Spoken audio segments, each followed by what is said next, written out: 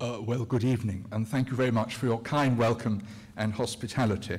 I think it would be fair to say that our marriage has been sustained by Greek hospitality from the time of our honeymoon on Paxos through many, many visits to Greece. And also, my ministry as an Anglican priest has certainly been mightily supported by Orthodox theology and friendship, and have had the privilege of going to Mt Athos as a pilgrim for the last dozen years or so. So why should an Anglican priest make a regular pilgrimage to Mt Athos each year in Lent? Well, partly because in Anglican tradition, an annual retreat is an expected part of a priest's life and ministry, indispensable in my experience. But also because the renewal of Mt Athos in our time is of the utmost spiritual significance for the whole Christian church. Indeed, its renewal has to be seen in a wider context, the widespread renewal of monastic life across Greece. For example, the large women's monastery at Ormelia in Halkidiki, which is an outpost of Simonas Petra. We could also place the renewal of Mt Athos in the context of the renewal of monastic life more widely in Russia, Egypt, America, and in parts of Europe. In these monasteries today, young and well-educated young people and others commit their lives to the service and worship of God, and in this they have wide support from among the laity from whom they come. There is another reason for taking a keen and encouraging interest in Mt Athos. It is important that its life and witness is properly understood and appreciated in the West. This is one of the reasons for the work of the Friends of Mt Athos. And visiting Mt Athos certainly leads to many interesting encounters with Christians from across southeastern Europe and from Russia, Ukraine, as elsewhere. Simonas Petra also has close links with Christians in Syria and Lebanon. The economic suffering of these regions is known, of course, but not always well known and understood in the West. And the pastoral work of these monasteries on Athos and across Greece is now of decisive importance to many people who are enduring the austerity and poverty caused by the current ongoing economic crisis. Finally, I think it's important that Athonite monks sense the support and prayers of Western Christians. The presence of Russian influence on the Holy Mountain is strong and can be overbearing, and it has caused difficulties in the past. Mt Athos is a truly ecumenical environment, and this breadth of spirit needs to be sustained and encouraged.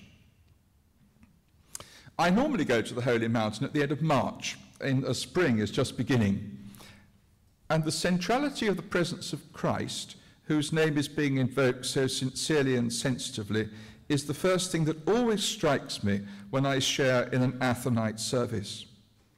The private recitation of the Jesus Prayer is the hidden counterpoint to the corporate chanting of the divine offices.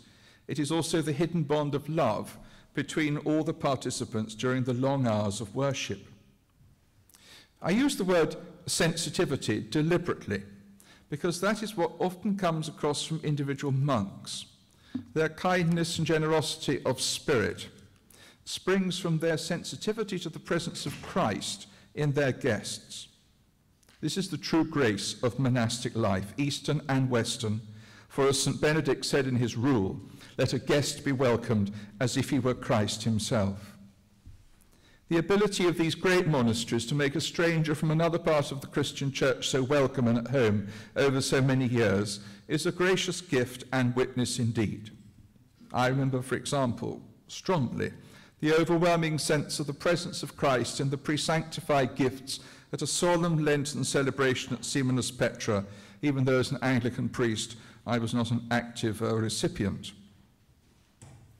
Now, by training and temperament, I'm a church historian, and I've been fortunate to have had the time and opportunity to study deeply and to travel widely in Europe and elsewhere, including visits to many monasteries. And the historical significance of the Holy Mountain is, of course, immense, as Graham Speake has demonstrated in his two masterly studies. And to be plunged into the rich treasury of Vatopedi, for example, is a unique experience, as it is to worship there in a church that is 1,000 years old, complete with so many of its original decorations. The monastic tradition is one of the most abiding threads that unite the church across the century. And the renewal of Mt Athos, and for that matter of monasteries in Egypt and Russia as well, is a striking sign of this spiritual reality as well as a rebuff to the apparently inexorable progress of Western secularism. What is palpable while being a pilgrim on the Holy Mountain is the transformation of the sense of time. It is not just that the past is so manifestly the foundation of the present there, it is that time is revealed in its proper perspective as the narthex of eternity. Time spent on Athos is an engagement with the inner structure of reality. It is this that changes people, probably for the most part quite unself-consciously. The phrase from the Western Apostles' Creed, Communio Sanctorum, takes on its full and original meaning, the communion of holy people, of holy places, of holy things, within the koinonia, or communion, that flows from the inner life of God, the Trinity. The great silence of Athos, as well as its beauty, establishes a true sense of the words with which the Bible opens and closes. God saw that it was very good, and behold, I am making all things new. This transformation of vision is an abiding one because it steals up unawares, and all that is required of the pilgrim is a clear mind and an open and prayerful heart. I find that I do not read the Bible much on the Holy Mountain. This interests me, of course, as I hear a great deal of the Bible chanted in Greek while trying to stand awake in the narthex of either monastery church. Yet as I walk around the very lovely settings of Vatopedi and Simonas Petra, I find that the language of the Bible comes continually into my mind. In some ways, it is like being inside the Bible, and it reveals in a new way the sense that the Bible, like Athos, is itself a tangible sacrament of the mountain of the Lord. It is its own landscape and reality, formed over many generations, a supreme work of prayer. But, like the monastic life on Athos, the Bible is also the work of God, forged by hidden patterns that have their dynamic and purpose beyond their history as we perceive it. Pilgrimage to the Holy Mountain raises for me many deep and important questions about our relationship to the Bible, questioning our capacity within the Western intellectual tradition to respond adequately to its full meaning. The renewal of monastic life on Athos points a very important way in this area of Christian belief for us all. It was impressed upon me from day one that pilgrim, in the Western sense of the word, does not do justice to the Greek word, which describes someone who comes to kneel in worship, to put his shoulder to the wheel of corporate prayer, as it were.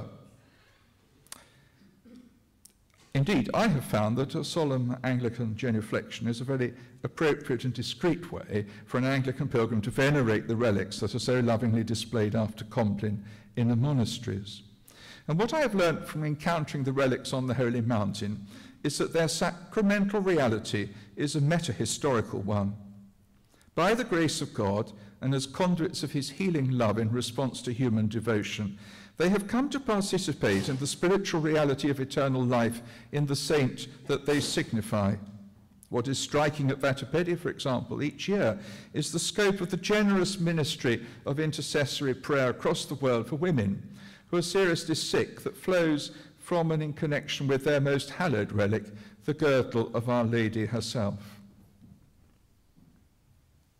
What I value most about time spent in retreat in these monasteries is the quality of daily and nightly worship.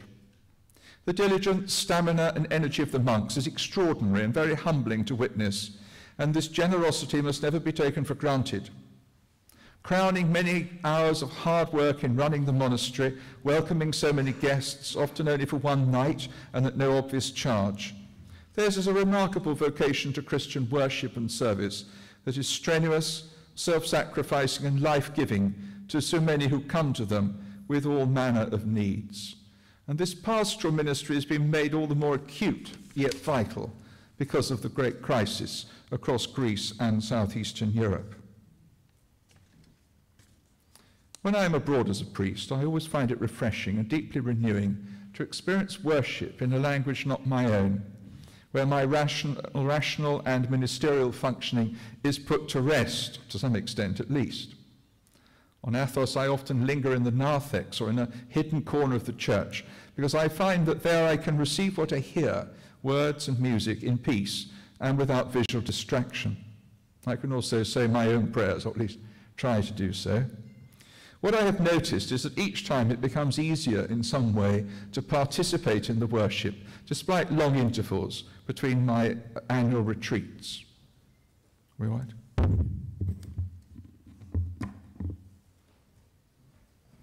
Okay. An Athonite service is a true school of prayer, where practice is making perfect those who participate in it. And I find that this process seems to continue in a hidden way between visits. I do not need consciously to know the precise flow of the Greek words to sense that this kind of worship is indeed language tongued with fire. As T.S. Eliot said, the communication of the dead is tongued with the fire beyond the language of the living. For in the words of Christ, God is not the God of the dead, but of the living. The Holy Mountain is a place supremely of silence and of light that are both natural in their beauty but divine in their dimensions. It is also a place where the night can be feel as alert as the day, under the stars and surrounded by the sound of rushing water, for example, as at Simonos Petros. It is not a tame landscape, however, and of course at times it can prove dangerous.